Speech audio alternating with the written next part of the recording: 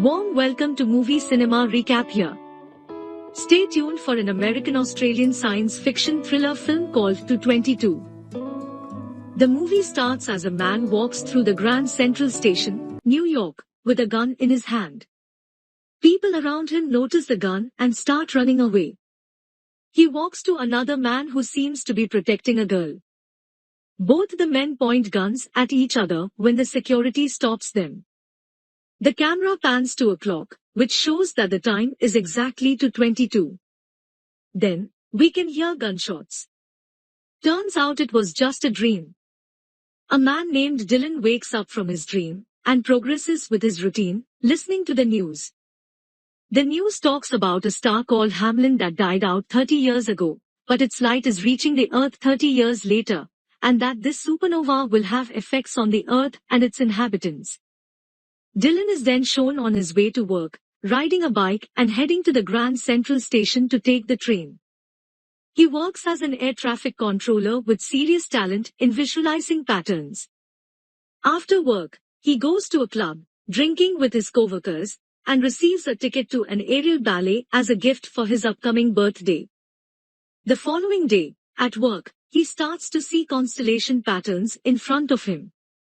He starts to hallucinate about his recurring dream and cannot communicate with airplanes. He looks at the clock to see it is exactly 2:22. Looking closely, he realizes that the clock has stopped. Dylan comes back to his senses only when his colleagues call him. Dylan notices that the planes are about to crash into each other due to his pause. He quickly reports to the pilots and saves them from crashing by an inch. The passengers inside the planes are relieved. Dylan notices that the clock has started working again. Due to this incident, he is suspended for 4 weeks. The day after he was suspended, he attends the aerial ballet, where he sees a woman named Sarah, and is stunned by her beauty. After the ballet is over, everyone is at the after party. Dylan approaches Sarah and introduces himself. They go to a restaurant and start talking. Dylan tells Sarah that his father was a pilot and that he also trained to be a pilot but could never become one, as he was afraid of flying. Sarah tells him that she works at the Howard Pace Art Gallery. He also tells her about being suspended from work, and he finds out that Sarah was on the plane that almost collided with the other aircraft at 2:22 p.m. Dylan felt apologetic about the incident, but Sarah was instead thankful towards Dylan for saving her life. As they depart, they admit to each other that for a first date, they felt a deep connection and it felt like they had known each other forever. The following day, while on the way to the Grand Central, Dylan notices the same happenings as the day before: siren, a woman laugh, construction sounds, a man saying "May I help you?" and glass breaking. As he arrives at the Grand Central Station, at 2:21 p.m., he sees a businessman reading his newspaper, a couple hugging each other, a line of preschoolers where the last child in line drops something, and a pregnant woman under the clock. At exactly 2:22 p.m., the window of the station shatters.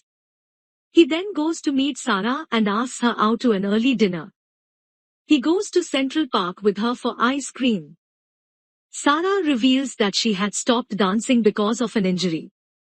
Dylan feels bad, so to cheer her up, he plays a song and starts dancing in front of her. She joins him and the two happily dance together in the middle of a busy park. In the end, they kiss. They go to Dylan's apartment and make love. The next morning, they lie on the bed and cuddle. Dylan asks Sarah where she got her necklace from, to which Sarah replies that it was from her ex-boyfriend, Jonas, who happens to be the main artist of the gallery at which she works. Dylan asks when is Sarah's birthday, and they find out that both of them were born on the same day, April 18, 1986, and they are both turning 30 within a week's time. Dylan suddenly hears a car crash on the road below his apartment at exactly 9:15 a.m. and he tells Sarah that it is the third day in a row that the same incident had happened. Dylan then takes a cab, going to Grand Central. As the driver takes the shorter route, Dylan tells him to stop the cab and notices again the same pattern of siren, a woman laugh, construction sounds, and a man saying, "May I help you?" Dylan then shouts for the cab to stop, and this infuriates the cab driver, who turns around to tell Dylan off for shouting at him. Just then, another car hits them both, causing the breaking of the cab's glass windows. Even though Dylan is injured, he goes to the Grand Central Station and sees the exact same pattern of events. A businessman stands with a newspaper, an older couple hugs, a group of kids walks in a line when the last kid drops something, and lastly, a pregnant woman stands under the clock. He tells Sarah of these repeating patterns, but with different people carrying out the same actions. Sarah does not believe Dylan, but helps to clean his wounds from the car accident. Dylan goes home and starts writing all the events of his day, starting from 9:10 am. First, he writes about the drop of water, then a bug dying, and a plane flying overhead. The following day, Dylan goes to the top of his apartment building to see if the pattern repeats itself. He waits for the drop of water like yesterday, but the sky is clear. However, exactly at 9:10 again, a drop falls onto his notebook. Surprised, he closes the notebook and when he opens it, there is a squashed bug on the page. Then an airplane flies over him. The pattern has repeated itself. Dylan almost cannot believe it. Dylan goes to the gallery looking for Sarah, and realizes that the gallery was having an exhibition with Jonas' art piece as the main exhibition. Jonas is Sarah's ex-boyfriend. He has created a light hologram exhibition about the Grand Central Station, and Dylan sees that it is exactly like the events that he has experienced in the past few days. A businessman reading his newspaper, a couple embracing each other, a line of preschoolers, and a pregnant woman under the clocks. Dylan assumes that Jonas is stalking him, as only Dylan knows about these events.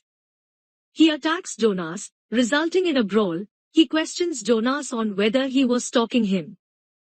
In the audience is the owner of the Kiefer Gallery. He applauds, saying it was a great idea to enact the murder at the Grand Central Station that happened 30 years ago.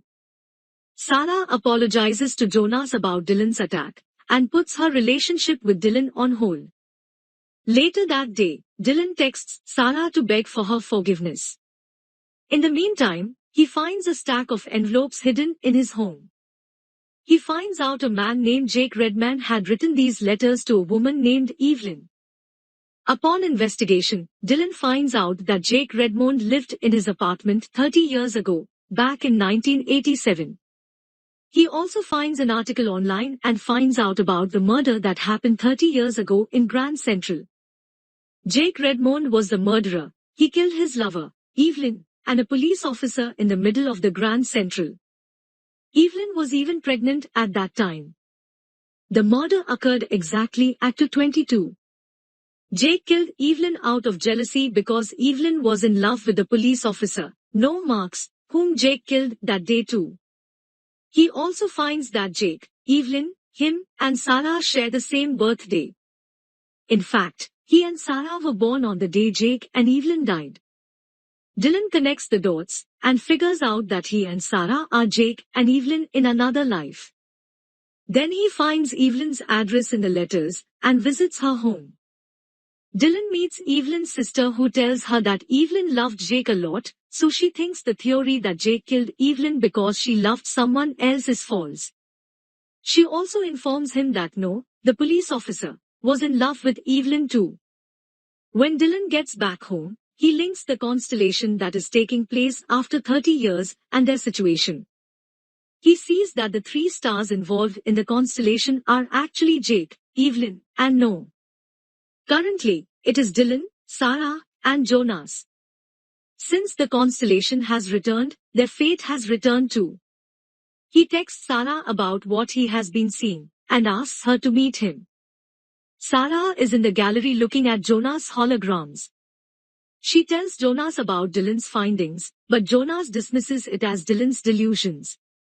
Later that day, Dylan is in his apartment when Sarah visits him. She sees him distressed and tries to console him. Dylan tells her that since the following day is their birthday, there is a chance he can kill her, like Jake killed Evelyn. So, he tells her to go away and never meet him again for their own good. After Sarah leaves, Dylan loses control and starts breaking things around his apartment. He then goes to the terrace with the intention of jumping off the building, but he changes his mind.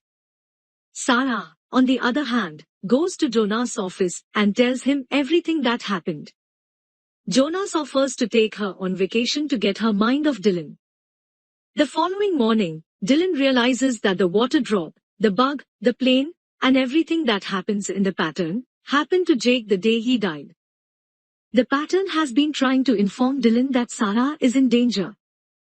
After figuring this out, Dylan runs to save her. He calls her several times on the way but she doesn't pick up. So, he goes to Jonas' office. There, he is shocked to see a wall filled with Sarah's pictures and several holograms of her. He realizes that Jonas is obsessed with Sarah. He also finds an empty case of a gun and is now sure that Sarah is in danger.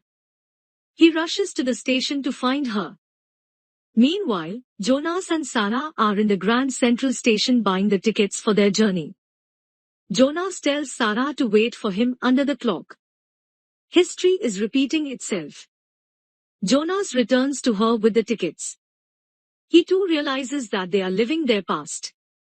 Sarah tells him that she cannot go with him because she is in love with Dylan. Agitated, he asks Sarah to tell him that she loves him, but Sarah refuses just as Dylan arrives at the station. Jonas, thinking that Sarah called him there, gets enraged and makes his way towards Dylan with a gun. Sarah begins to see the same characters that Dylan had described. The businessman, the couple who hugs, the children, and so on. She comes to realize that everything that Dylan said was true. But that also means the pregnant woman under the clock is Sarah herself. Jonas first points his gun towards Dylan, and then he points to Sarah, saying that if he couldn't have her, neither could Dylan. Dylan shields Sarah just in time, but he gets shot at 2:21 p.m. The events from 30 years ago plays out, and at exactly 2:22 p.m., Jonas gets shot by the police who have followed Dylan there. Dylan falls in Sarah's arms and momentarily closes his eyes. He has visions of Jake and Evelyn being affectionate. Luckily, he does not die. Sarah then looks at the clock. It is 2:23 p.m. They manage to survive, and fate has changed. We finally get to know that in the past life too, the police officer Noah was the one who killed Evelyn and Jake, but the police had turned the story around to save their reputation. The dying star, Hamlin, mentioned at the start of the movie finally disappears, but a new star is immediately reborn. In the ending scene, it is shown that Dylan and Sarah are living happily, with Dylan having finally overcome his fear of flying and is now a pilot, and Sarah smiling affectionately at their baby in the cradle. And film ends. For more videos, subscribe and share our channel Movie Cinema Recap.